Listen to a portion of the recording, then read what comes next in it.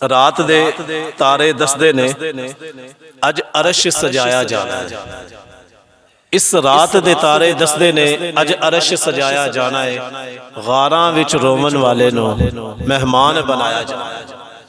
हुजूर अलैहिस्सलातु वस्सलाम उम्मत दी खातर गारां दे विच रो रो के उम्मत दी बख्शिश दियां दुआवां फरमाते रहे, रो रो के उम्मत लई दुआवां करते रहे।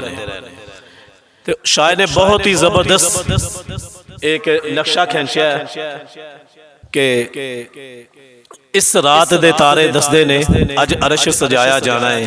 अल्लाह दे प्यारे महबूब नो, अल्लाह दे प्यारे महबूब नो अरशां ते बुलाया जाना है।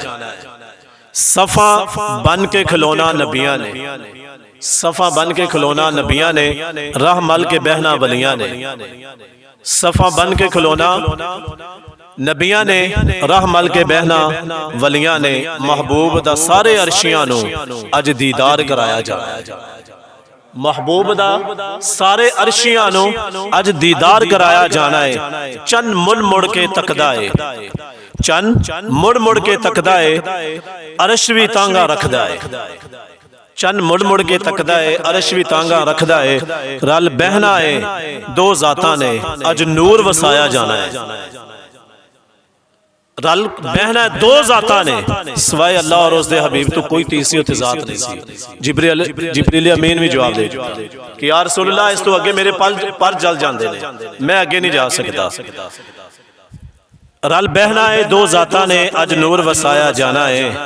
मुड़े मक्के तो टुरे मक्के तो अज दो राही, टुरे मक्के तो अज दो राही, जिब्रील ते रब दा इक माही। टुरे मक्के तू दो राही, जिब्रील ते इक रब दा माही। एक सिदरा ते रह जाना है, एक सिदरा ते रह जाना है, एक कोल बुलाया जाना है। एक सिदरा ते रह जाना है, एक कोल बुलाया जाना। क्योंकि जिब्रील अमीन जवाब दे देता यार रसूलल्लाह मैं नहीं आगे जा सकता। ऐसी घड़ी एक आनी है, ऐसी घड़ी भी एक आनी है, कुछ मननी ते कुछ मनानी है। ऐसी घड़ी भी आनी है, कुछ मननी ते कुछ मनानी है। बूहे जनता दे खुलने ने दोज़ख नूं बुझाया जाना है। ऐसी घड़ी भी कहानी है, कुछ मननी ते कुछ मनवानी। जाहिर है जिथे कोई मनानी होवे ना कोई मननी भी पैंदी। अगर मनवाना हो ना कोई बंदा, ये इस तरह तो नहीं हो सकता कि बस साड़ी ही गल मनी जाए, असी किसी की मनी है, कभी नहीं हो सकता। ऐसी घड़ी भी एक आनी है, कुछ मननी ते कुछ मनानी है। बूहे जनता दे खुलने ने दोज़ख नूं बुझाया जाना है। ए बशीर काबा कौसैनी उत्ते साडे जागणगे अज बाग सुते। क्योंकि काबा कौसैनी औ अदना कि हुजूर अलैहिस्सलातु वस्सलाम अल्लाह तबारक तआला दे बिल्कुल करीब हो के बैठे। ए बशीर काबा कौसैनी उत्ते साडे जागणगे अज भाग सुते। अज बख्शिया जाना उम्मत ने, बख्शिश नूं लुटाया जाना है। अज बख्शिया जाना उम्मत ने, बख्शिश नूं लुटाया जाना है।